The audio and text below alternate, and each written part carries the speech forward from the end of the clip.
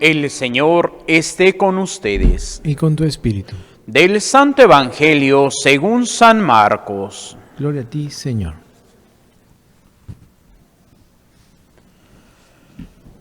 En aquel tiempo, Jesús y sus discípulos terminaron la travesía del lago y tocaron tierra de Genesaret.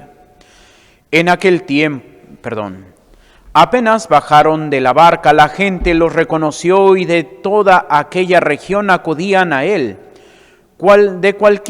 a cualquier parte donde sabían que se encontraba, y le llevaban en camilla a los enfermos. A donde quiera que llegaba, en los poblados, ciudades o caseríos, la gente le ponía a sus enfermos en la calle y les rogaba que por lo menos los dejara tocar la punta de su manto. Y cuantos lo tocaban quedaban curados. Palabra del Señor. Gloria a ti, Señor Jesús. Nos sentamos brevemente. Queridos hermanos, el día de hoy nos encontramos con esta parte del Evangelio de San Marcos, y recordemos que exactamente hace 8 días también escuchábamos ese pasaje de cuando Jesús llega a Genesaret. Y apenas llega, por allá viene un hombre, podríamos decir, loco, aunque no estaba loco, estaba poseído, desnudo, gritando: ¿qué quieres tú con nosotros, Jesús de Nazaret? Ya sabemos quién eres el Hijo de Dios Altísimo. Y pues el Señor lo expulsa. Como pues esos demonios llamados legión, pues entran en los 2000 puerquitos y los puerquitos se arrojan por el acantilado, pues ahogándose en el arroyo. Y es aquí donde hoy tendríamos que descubrir precisamente cómo cuando Jesús quiere dejar la tierra de Genesaret, ese hombre que había sido poseído se acerca a Jesús y le dice: Señor, permíteme ir contigo. Y el Señor se lo impide. Y le dice: no, ve a tu casa y con los tuyos y cuéntales la misericordia de Dios que ha tenido contigo.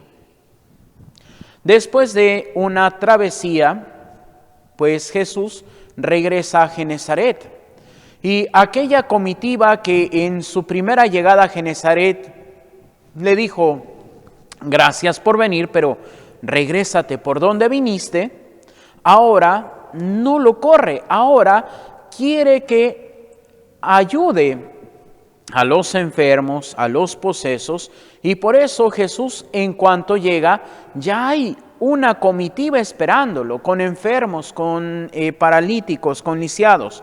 ¿Para qué? Para que el Señor los sane. Y es aquí como el testimonio de una sola persona pudo cambiar a toda una población. Y es aquí donde nosotros tenemos que preguntarnos: ¿qué tan buen testimonio estamos dando de nuestro ser cristiano?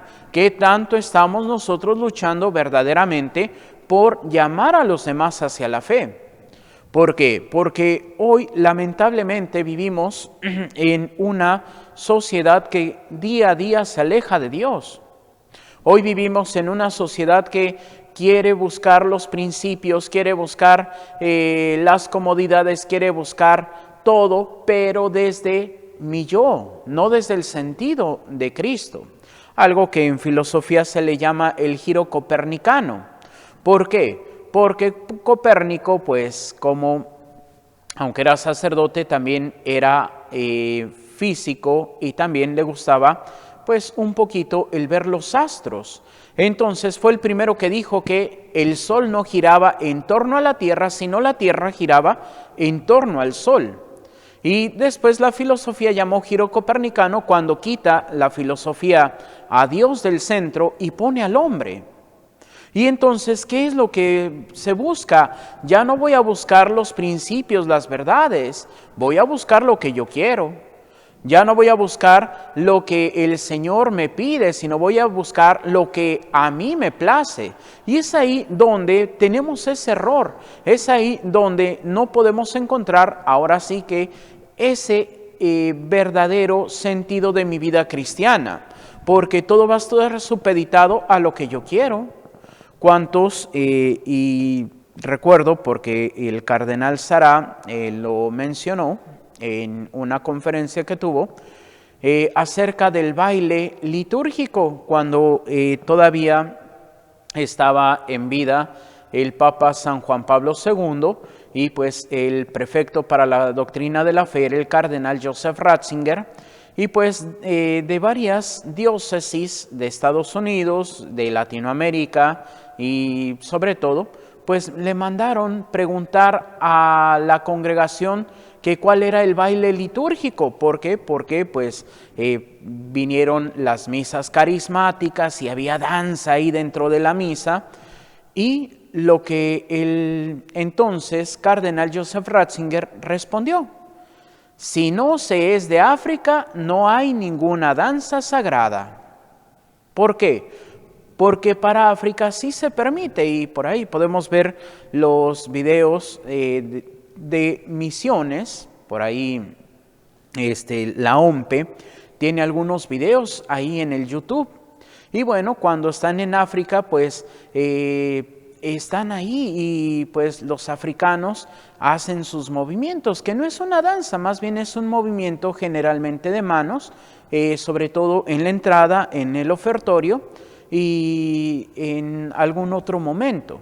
Y es precisamente porque para ellos la inculturación de la fe también permitió esos movimientos que para ellos son sagrados.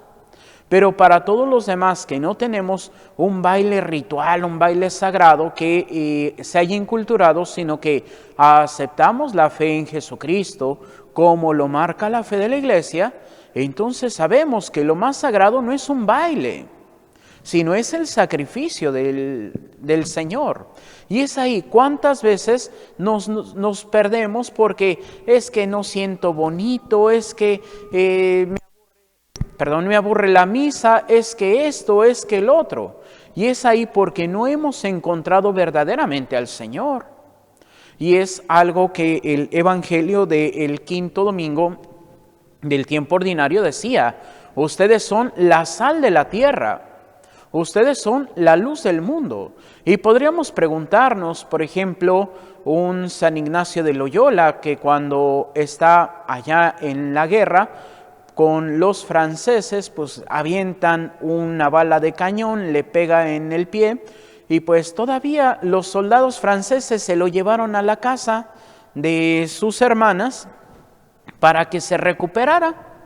Entonces, pues ahí él, acostumbrado a las novelas de caballería y todo, pues les pide a las hermanas. Y ya después las hermanas, pues sacarán el Nuevo Testamento y la vida de los santos. Y ahí San Ignacio de Loyola se pone a leer hasta que descubre algo. Y le dice a sus hermanas: si ellos pudieron llegar a ser santos, ¿por qué yo no?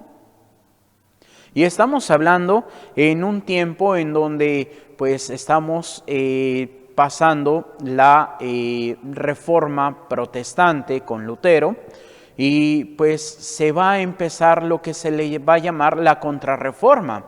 Y con la contrarreforma pues va a entrar lo que es la misa tridentina, que se le llama por el Concilio de Trento, que termina el Concilio de Trento unos años después, se da a conocer la misa tridentina, que no es otra misa sino lo que le llamaban el canon dominicano, la misa de los padres dominicos. ¿Por qué? Porque cada congregación tenía sus ritos y había pues muchísimos ritos. Por ejemplo, de los que todavía están presentes hasta el día de hoy y son católicos, el rito mozárabe en España, precisamente, sobre todo en el sur de España, en donde estuvo la conquista musulmana, y entonces por eso mozárabe un poquito en ese sentido de pues aquellos conversos que también pues se les dio un rito propio, y es muy similar al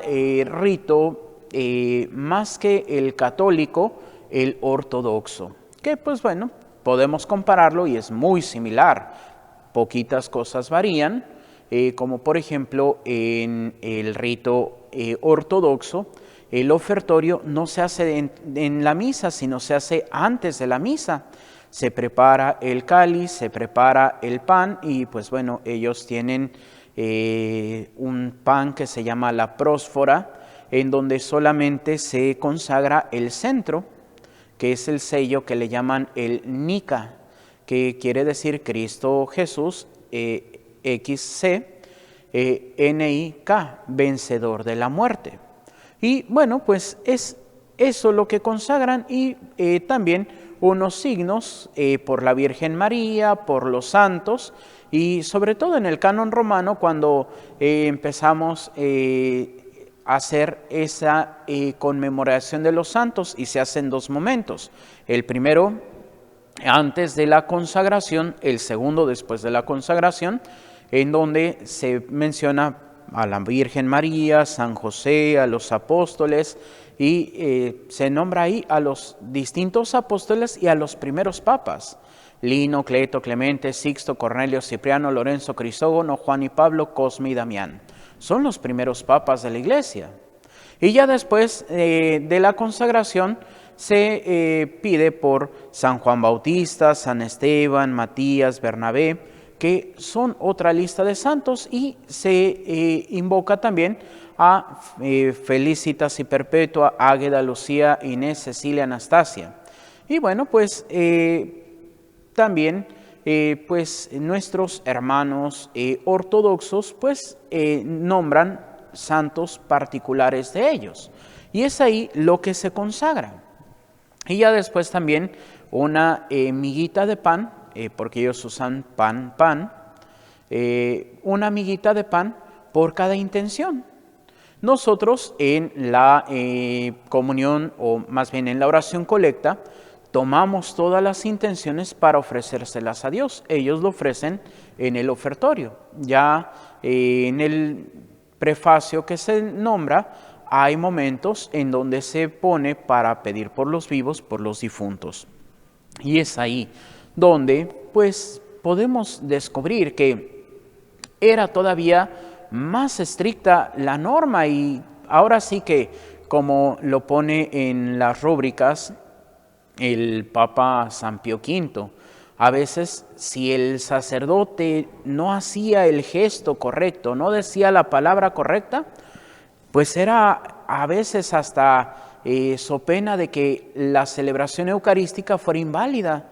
Por eso prestaban mucha atención a los ritos, por ejemplo, pues siempre salir de sacristía con el pie derecho, subir las gradas con el pie derecho, las manos a la altura de los hombros, no podían salir fuera de los hombros, no podían estar más sino a la altura de los hombros, no podían ahora sí que olvidarse de una bendición de cruz, no se podían, entonces era muy estricto y aún así hubo muchos santos. ¿Por qué? Porque se buscaba estar en contacto con Dios. Se buscaba conocer a Dios. Y hoy, lamentablemente, no queremos conocer a Dios. Hoy nos da flojera, ay, es que va a haber un curso de formación. O ahora que estamos por iniciar nuestro tiempo de Cuaresma, los ejercicios cuaresmales, ay, no, qué aburrido estar ahí perdiendo 1 hora toda la semana. Y es precisamente eso es lo que nos aparta del Señor, lo que hace que no tengamos ese sazón, ese sabor en nuestra vida para compartirlo con los demás. Y cuántas veces, y con todo el perdón de la palabra, se dice, y lo leía en un comentario en las redes sociales, decía, es que creo en Dios, pero no creo en la iglesia. ¿Por qué? Porque si la iglesia realmente conociera a Dios, no tendría cara de huelepedo. Y precisamente, ¿cuántos venimos más con la cara de enojados porque vengo obligado, porque tengo que venir a misa y no estoy a veces por gusto? A veces venimos, pero igual estamos perdidos en tantas cosas que no prestamos atención. Y es ahí donde aquel viejo dicho dice, estamos en todo menos en misa. ¿Por qué? Porque no participamos de ella, porque no entramos en el descubrimiento del sacrificio pascual de Cristo. Y es aquí donde esto se ha ido perdiendo. Ahora podríamos preguntar cuántas devociones populares tenemos y vamos a descubrir que muy pocas. Ahora podríamos preguntar en qué iglesia, ahora en el tiempo de Cuaresma, se va a hacer el rezo del Santo Rosario todos los viernes. Ya no. ¿Por qué? Porque, ay no, qué flojera, ay no, es que ni viene gente. Y si no damos testimonio, menos gente va a venir. Y esto lo tiene que organizar el padrecito. No, a veces el padrecito anda perdido en tantas cosas, pero esto es una piedad popular que todos podemos hacer. Simplemente vayamos a los libros de oraciones o ya si son más modernos, pueden buscar una aplicación de oraciones católicas y en todas viene el Santo Rosario y viene el Santo Vía Crucis. Y a veces, ay no, es que qué aburrido. Y algo que podríamos decir, y escuchaba con padre Javier Olivera Rabasi y padre Javier Loufredo, acerca que estaban hablando de las revelaciones privadas. Y el padre Loufredo, propiamente hablando de la de Garabandal, que no ha sido aprobada, aunque sí es reconocida, decía que los dos mensajes que tiene la Virgen María es, el primero, que tengamos mucho amor a la Sagrada Eucaristía. Pero antes de eso tenemos que ser muy buenos. Tenemos, en otras palabras, que vivir el plan de Dios. Segundo, como no hicieron caso, antes les dije que la copa estaba por llenarse, ahora está rebosante. Pero para que eviten todo esto, mediten la pasión de mi Hijo Jesucristo. ¿Cuántos meditamos el Santo Vía Crucis? Y ya aunque digan, bueno, el Vía Crucis no me lo sé, Padre, pues aunque sea los misterios dolorosos del Santo Rosario, en una forma más breve, pero también se medita la pasión de nuestro Señor Jesucristo. Primer misterio, la oración de Jesús en el huerto. Segundo misterio, la flagelación. Tercer misterio, la coronación de espinas. Cuarto misterio, Jesús con la cruz a cuestas. Y quinto misterio, la crucifixión y muerte de nuestro Señor Jesucristo. Y es ahí, tener esa empatía con el Señor, querer recibirlo también. ¿Por qué? Porque ¿cuántos hoy solamente buscamos al Señor como tabla de salvación? Porque, ya fui con todas las brujas de la ciudad y ninguna ha hecho nada por mí. Pues obviamente no van a poder salvarte porque ellas trabajan con el poder de Satanás. O confiamos, es que ya me fui a que me pasaran el huevito para que me sane. Es que ya fui a que me hicieran la limpia. ¿Y qué es lo que hacemos? Abrirle las puertas al demonio. ¿Y cuándo te vas a sanar? Nunca. Por eso tenemos que confiar solamente en Dios, no andar colgándome que la medallita de no sé quién, que andarme poniendo el ojito de venado, que el atrapasueños. No, olvídense de todo eso. Eso no nos lleva al camino de salvación. Lo que nos lleva al camino de salvación es vivir unidos plenamente a Dios. Y es ahí donde entonces vamos a dar testimonio y nuestra vida se convertirá en ese llamado a los demás. Así como ese hombre que fue endemoniado y cambió el pensamiento de toda una ciudad, y bueno, no de toda una ciudad, de toda una comarca. Porque dice que Jesús iba a los pueblos y a los caseríos. ¿De dónde? De Genezaret. Y entonces ya lo reconocían y le pedían que los ayudara. En la versión, no me acuerdo si es la de Mateo o la de Lucas, de este mismo pasaje, hasta inclusive le dicen, Señor, quédate con nosotros.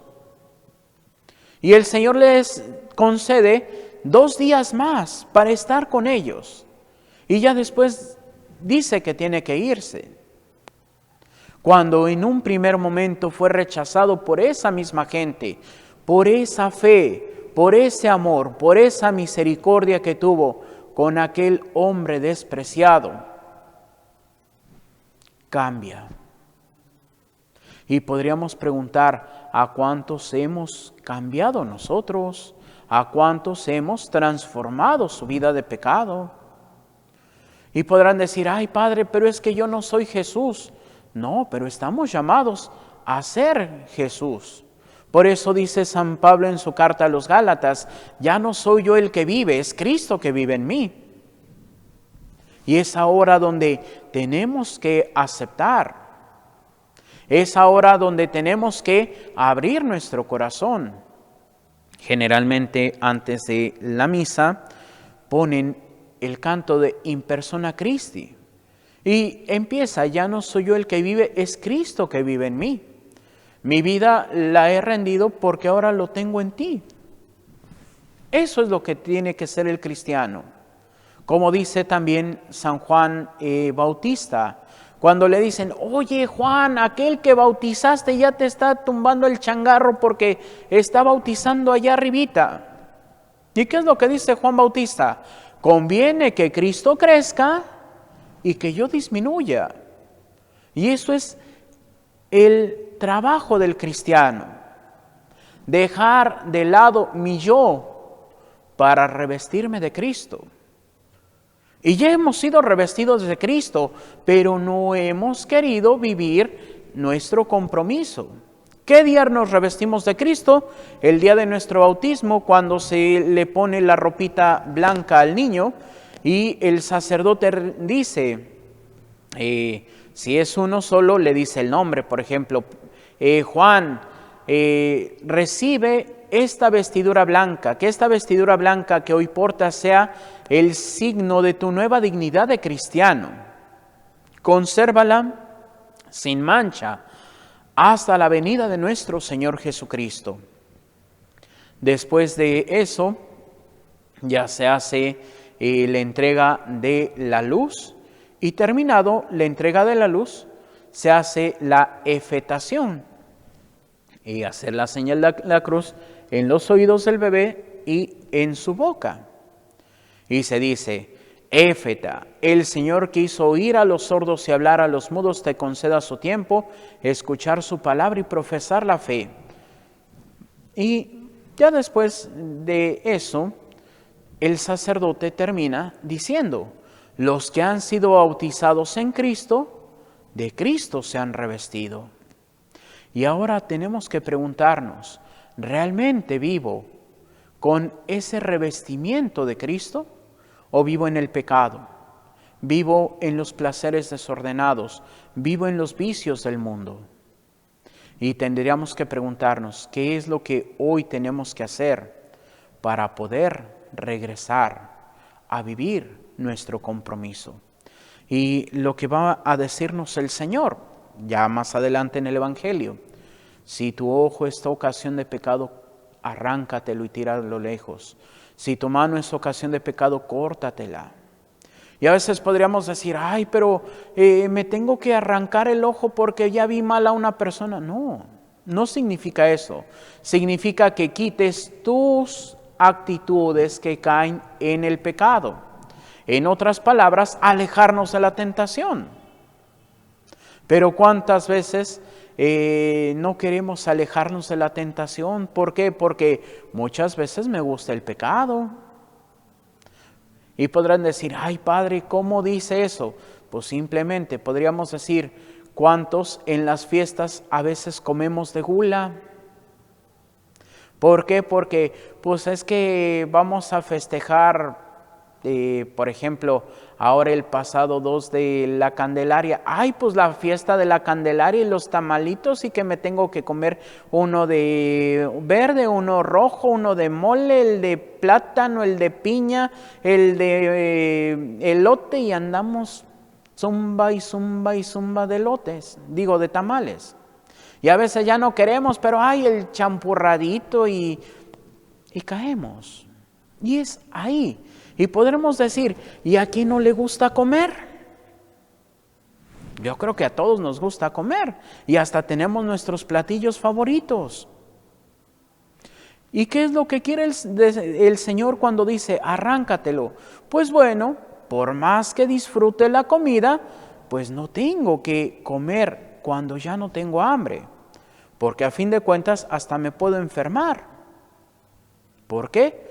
Por no tener templancia. Por eso el Señor nos invita hoy en día a que seamos como ese hombre que dio testimonio de Jesús. Y cuando Jesús vino, todo el pueblo lo aceptó, todo el pueblo lo acogió y lo descubrió también como su Salvador. Eso es lo que hoy tenemos que hacer. Ese es nuestro compromiso el día de hoy. Por eso también vivamos en la alegría que nos trae el Evangelio. Vivamos en la alegría del Evangelio, que es saber que Dios es nuestro Padre y nos quiere tanto que nos dejó a su Hijo único para que nos librara del dominio de Satanás y nos diera la fuerza del Espíritu Santo para luchar contra el pecado. Por eso demos gracias a Dios Padre, Hijo y Espíritu Santo. Nos ponemos de pie para hacer nuestra oración de San Carlos de Foucault. Padre, me pongo en tus manos, haz de mí lo que quieras, sea lo que sea, te doy las gracias.